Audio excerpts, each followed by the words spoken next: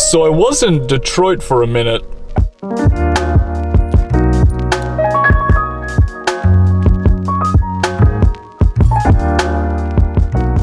I was hired to shoot a wedding in Detroit, and the wedding was yesterday evening. It was an absolutely beautiful ceremony, and the reception was definitely the highlight. We were on this incredible cruise ship just going by downtown Detroit at night in Windsor, Canada, with the skyline in the backdrop. I mean, it was something else, unlike anything I've ever seen before. I'm very grateful that I had the opportunity to shoot that wedding. And after the wedding, I kind of started rushing, and I'm kind of in rush mode at this point here. I stayed at a rest area about an hour outside of Detroit or so last night. Didn't get in until 1 o'clock in the morning. There was camera gear everywhere. Like, I didn't even really clean up. I just cleaned up now. This morning, I am going to continue rushing. I'm going to Cleveland, Ohio. Some of you guys already guessed it, but yes, today I am going to the Cleveland Browns home opener.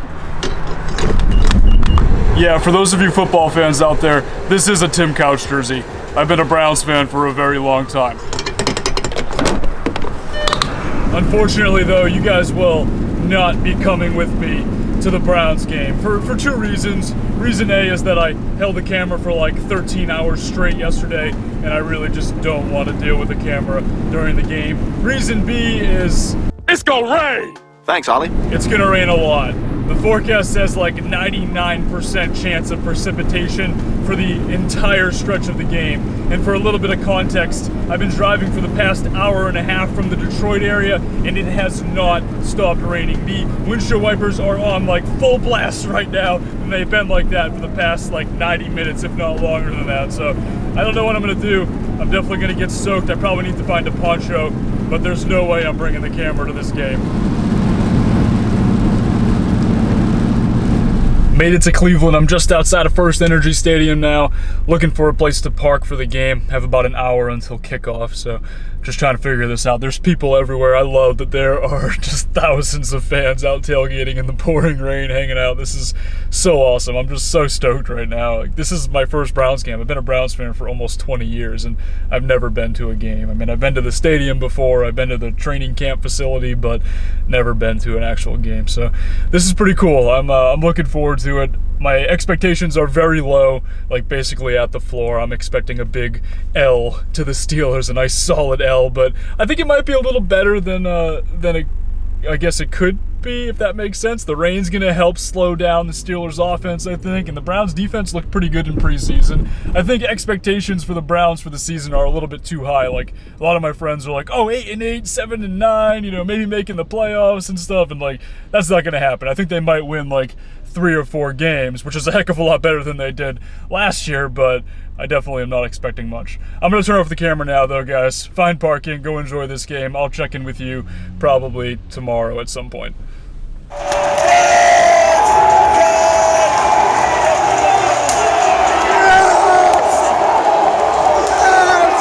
So the game ended up being pretty incredible. For those of you guys who are NFL fans, you'll already know what happened, but for those of you who are not, the Browns were down by 2 scores in the fourth quarter. Things were not looking good. Their offense wasn't moving at all. Their defense was playing incredible. I mean, it may be the best defensive showing we're going to see all year from any team, or at least one of them for sure. I mean, 6 turnovers, I think. I mean, the Steelers were really struggling. It didn't look good out there for the Steelers, but at the same time, the Browns offense really wasn't moving the ball, so they were down by 2 scores, and everyone was leaving the game. Not everyone, but a good portion of the stadium left at this point, and it was pouring rain, to be fair. Like, I mean, it was pretty miserable, but luckily for me, actually, I was high enough up in like the nosebleeds, like way up at the top, and there's like this little overhang thing that protects like the top 5 or 6 rows, so I actually stayed completely dry the entire game. So in hindsight, I probably could have brought the camera. I know I was really concerned about that, but I mean, it probably would have been fine. The walk to and from the stadium was a different story. I definitely got pretty soaked during that, but I'm kind of glad I didn't bring the camera because I was able to enjoy the moment and enjoy what happened next here. The Browns ended up coming back and tying the game and forcing overtime, which was, I mean, it was pretty crazy. I mean, I was high-fiving everyone around me. I lost my voice. I'm sure you can tell on the microphone here that I don't really sound right. This morning, I still don't have my voice, but definitely like a highlight of any sport, like probably the best sporting event I've ever been to in my life, and I couldn't ask for a better Browns game. The outcome wasn't as good, you know. In the end, the Browns and the Steelers ended up tying for the first time in their history. The Browns had a field goal attempt with like 13 seconds left in overtime, and it was blocked. And it was a pretty Browns finish. Like, this is what happens. You know, they can't finish games. They can't really win games. They never have been able to, but at least they didn't lose, so that was good. And, you know, it was a pretty tough opponent. The Steelers are a good team. It was really fun to watch the Steelers fans leave without a victory when they thought for sure they were going to get one. So that was good. And like I said, I couldn't ask for a better experience. I mean, it was something I'm going to remember for the rest of my life. So a lot of fun. I ended up staying at this Cleveland area Walmart last night here and slept in this morning just trying to recover from the game and from yelling. And it was a long game, but I think I'm going to leave Cleveland this morning. It's still raining. It hasn't really stopped raining. It is pouring, and I think part of it is from that hurricane that was on the Gulf, and then it's like a tropical thing that's going on, and I think things are only going to get worse looking at the forecast. With Hurricane Florence coming straight at the East Coast, it's going to bring a ton of rain to this part of the country. I was thinking maybe try to go camping in upstate New York or go camping in Pennsylvania, but doing that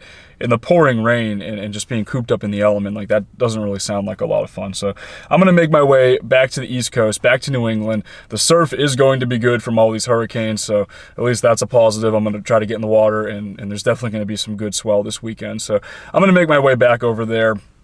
Try to stay dry, because dealing with this super cloudy, rainy weather is really not a lot of fun. My solar battery, for the first time, is starting to get pretty low, because, like I said, I haven't really seen sun in quite a few days at this point. We see the sun almost 3 times a year.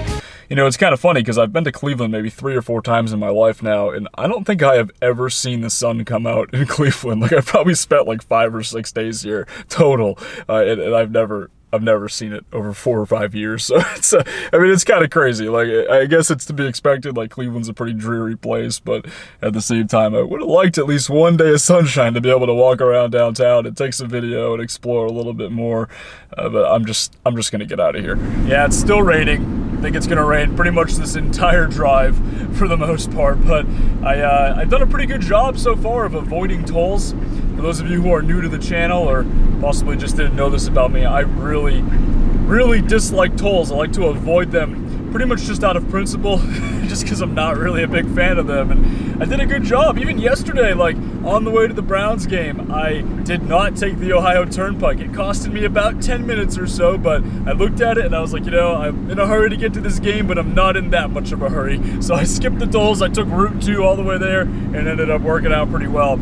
Unfortunately, though, I think that either today or tomorrow, whenever I cross through Connecticut, probably tomorrow at some point, I'm going to have to pay a toll on I-84 in order to get into Connecticut. I don't know how much it is. I think it's like $3, but I don't think there's any way I can avoid it unless I want to, like, go all the way through Vermont, which I really don't want to do. I kind of want to just get back to New England and get ready to surf. I have noticed a little bit of an issue with the Element over the past month or so, and it seems to be getting progressively worse. The Element is leaking oil, and it's not a lot. I don't think it's like a major issue or anything, but I noticed, especially like in my parents' driveway where I park there, that it was starting to build up a little bit, and there's like a stain on the driveway from oil that is definitely from the Element leaking. So that's an issue. And even like in the mornings after I've parked at a couple rest areas here on this trip so far, I've checked it, and there are definitely a few drops of oil that have come out, if not a little bit more than that. So I think what it is the filter. Wherever the filter attaches, there's a seal there, and that seal is starting to go. A mechanic actually told me about this like almost a year ago at this point, and they said it's something to keep an eye on. We don't have to do anything about it right now, but in the future, it's probably going to need to be addressed. I know a lot of you guys are Element owners or Honda owners out there. This is a common Honda issue, I think, over time. If you've had a problem with this before, if you know what I'm talking about, drop a comment below. Let me know. I'd love to hear from you, because it's definitely something that I need to take care of before I get on the road and head out west to California. I don't know if it's something that I can do myself or if I'm going to need to take it to a mechanic to have it done. More than likely, going to probably take it to a mechanic and get an OEM filter and get it taken care of, but definitely cannot be leaking oil. I've been keeping an eye on the levels, though. Like, every day I'm checking the oil level, and it's fine. It's still in the right area, but you can definitely tell it's starting to get a little low, so something I need to take care of very soon.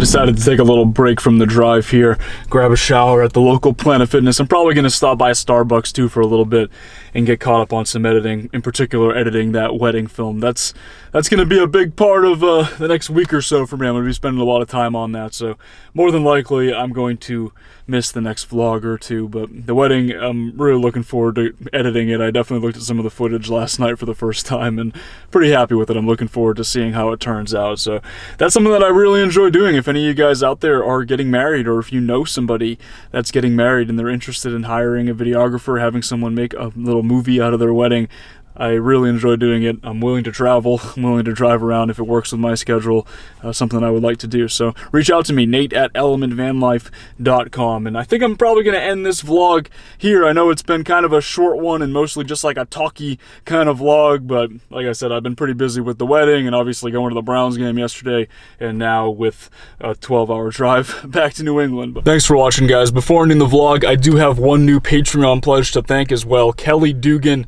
thank you so much for joining the Patreon team. Your support will keep these videos going. I'll talk to y'all in the next one.